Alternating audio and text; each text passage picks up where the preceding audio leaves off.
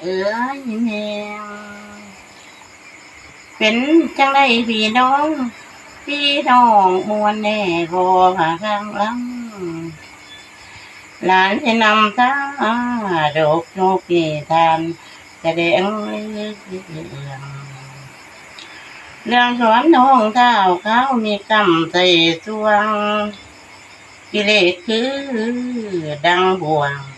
อ้อยข้าของว่าครูพ้นบาดนี้เริ่มแรกต้นองค์เอกมเหสีแม่จันทาเทวีนางปางบ่มีเอาว่าสิไปค่อยเป่าพญาหลวงพระเจ้าพี่กิจกรรมมือนี่บ่ไกลกำมาลื่นกองจนพวกพี่น้องอ้วนไทยคุณบ่คุณเครื่องแข้งใจ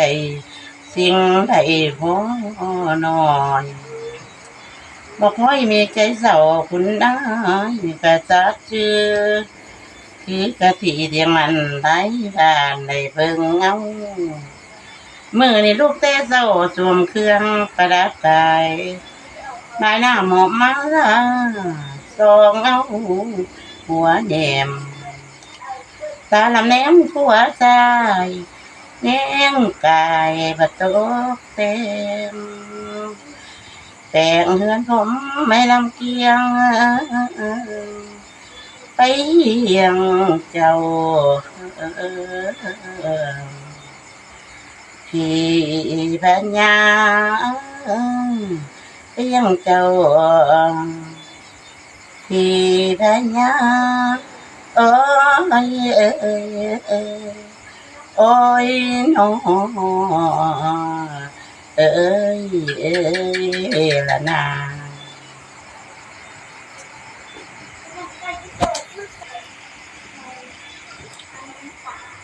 ได้มาวันนี้แม่เอ๋ยแม่ไอ้จังเมาเสียดายผ้าคืนงามน้องบ่ได้สงนุ่งแนมเห็นแสงพระยีหูว่าจะแนมเมืองหน้าแบบมาพ่อขี่ทานดำเหลือแห้งกำควันผ้าจะบ้านร้องปัดร้องนั่นหัวใจเห็นบางได้บนยืนเลยไอ้น้ำกับเต็มมือน้องนี่จะจังบ่เป็นเฮ้ยคือความเอาผู้ที่นั่งหลังเราบ่มีแนวสู้ให้ได้เป็นแฟนพระแดงนุ่มบุญบ่มาเล่นกลุ่มให้ตายไรไอ้พะนะ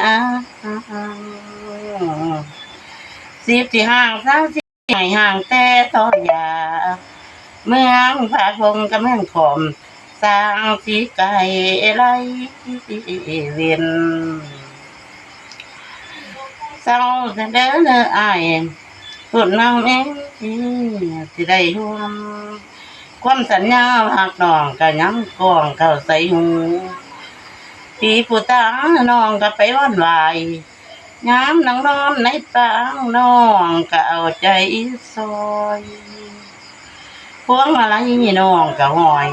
คอยอายแต่ผู้เดียวคิดว่าบุญสิเล่นเกี่ยวได้ไปเที่ยวเมืองพาแดงเลื่องแปลงหนทางไอ้พะนะก็เลยคือเศร้าจะเด้อพี่บุญเนามีสิได้ห่วมสัญญาปวดเหล่าพ่อปั่นทำมาใส่น้องพ่อปั่น